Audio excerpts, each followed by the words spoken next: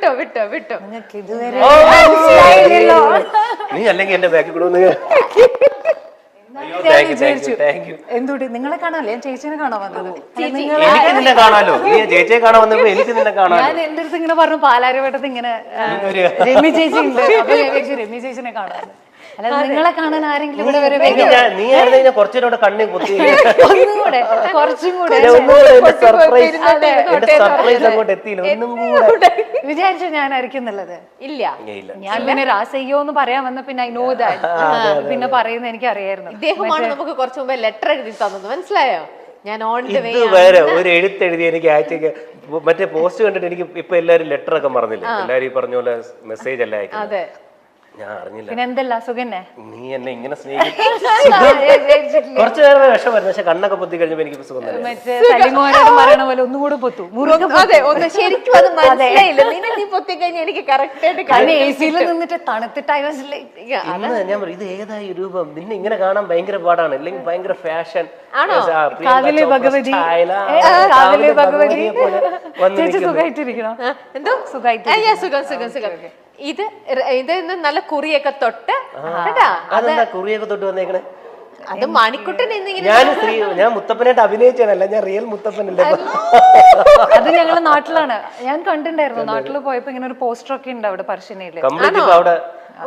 I fell very ഞാൻ പറയണമെന്നുണ്ടായിരുന്നു, very proud of U. അങ്ങനെ because Muthappan എന്ന് പറഞ്ഞത് അത് ഞങ്ങളുടെ അവിടെ തന്നെയാണോ? അമ്പലത്തിനടുത്ത് തന്നെയാണോ? അമ്പലത്തിനടുത്തല്ല, തളിപ്പറമ്പാണ്. കണ്ണൂരിന്റെ സ്വഭാവമൊക്കെ ഉണ്ട്. അതെ, എടുക്കേണ്ട സമയത്ത് എടുക്കണ്ടേ. അപ്പൊ സൂക്ഷിച്ചോ മോനെ ദിനേശ.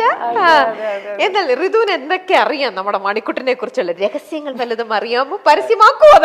അതൊക്കെ പരസ്യമാക്കിയിട്ടുണ്ടെങ്കിൽ I don't think so my stone മേക്കേഴ്സിന് താങ്ങാൻ ഞങ്ങൾക്ക് താങ്ങാൻ പറ്റുന്ന ലെവലിലുള്ളത് പറഞ്ഞാൽ, അല്ലെങ്കിൽ ഈ ഒരു എപ്പിസോഡ് പോലും അപ്പുറത്തേക്കാണ്.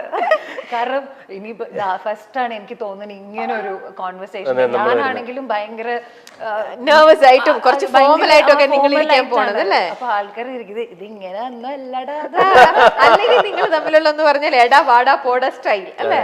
ഞാൻ പറയില്ലേ, ഇവരൊക്കെ ഈ പറയുന്ന പോലെ ആ ഫ്രണ്ട്ഷിപ്പ് മെയിൻറ്റെയിൻ ചെയ്യുന്നുണ്ട്. ഞാനാണ് പല സമയത്ത് വിട്ടുപോകുന്നത്. ഒരു ട്രിവാൻഡ്രത്ത് വരുമ്പോഴോ അല്ലെങ്കിൽ ഞാനാണ് ചേട്ടാ ഇവിടെ ഉണ്ടോ, ചേട്ടാ എന്താണ് വിശേഷങ്ങൾ, അപ്പൊ വീട് പൂട്ടി പോകും.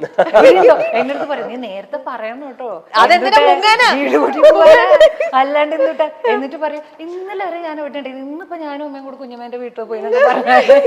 ഞാന് മിക്കപ്പോഴും വരുമ്പോ എവിടെയാണ് ചേട്ടാ, ഞാൻ എറോബിക്സ് ആണ്. ഭയങ്കര ബിസി. ഓ മൈ ഗോഡ്, ഇത് എന്തത്, ഇത് വെറുതെ പറയണതാണോ അതോ അതെനിക്ക് നിങ്ങളാണോ? ഞാൻ ചിലപ്പോ ആ സമയത്തല്ലേ ഭയങ്കര ഡള്ളായിട്ടിരിക്കും. അപ്പൊ വന്ന് കണ്ട ഇതേപോലെ ഇവളെപ്പോഴും വല്ല എന്തിനാണ് ചേട്ടാ നിങ്ങൾ 100 ദിവസം നമ്മളൊക്കെ ഒരുമിച്ച് ജീവിച്ച ആൾക്കാരല്ലേ, പിന്നെ എന്തിനാ ഇത്ര കോംപ്ലക്സ്? എന്തിനാ മണി ഇത്ര കോംപ്ലക്സ്? അതിന് 100 എത്ര ദിവസം ചോദിച്ചാലും ഞാൻ എപ്പോഴും എന്നെ ഏറ്റവും നല്ല രീതിയിൽ, പ്രത്യേകിച്ച് സ്ത്രീകളുടെ മുമ്പിൽ ഞാൻ അവതരിപ്പിക്കുകയുള്ളൂ. അവിടെ നിങ്ങൾ പറഞ്ഞ് കംപ്ലീറ്റ് ചെയ്യാത്തൊരു സംഭവം ഉണ്ട് ബിഗ് ബോസിൽ. നിങ്ങൾ രണ്ടുപേരും കൂടെ ചേർന്ന് മുഴുമിപ്പിക്കാത്ത എന്തായിരുന്നു ആ സംഭവം? നമുക്കത് വീഡിയോയിലേക്ക് നോക്കിയാലോ? എന്താണെന്ന് പറ്റി പറയുകയാണെങ്കിൽ ആരൊക്കെ ഋതുവിനെ കളിയാക്കി പാട്ട്, മറ്റേ പാട്ടിന്റെ പേരെന്താ, രാസയ്യോ, ആ പാട്ട് കേട്ട് മടുത്തു എന്ന് ആര് പറഞ്ഞാലും എന്നെങ്കിലും ഋതുവിന് അത് പാടണമെന്ന് തോന്നുന്നെങ്കിൽ എന്റെ ചെവിയിൽ വന്ന് പാടുക. ഈ കാതുകളെന്നും നിനക്ക് ഓപ്പൺ ചെയ്ത് വെച്ചേക്കുന്നതായിരിക്കും. അത് ഋതുവിന്റെ എക്സ്പ്രഷൻ കേട്ടോ, അവന്റെ ഒരു കാത് ഇവിടെ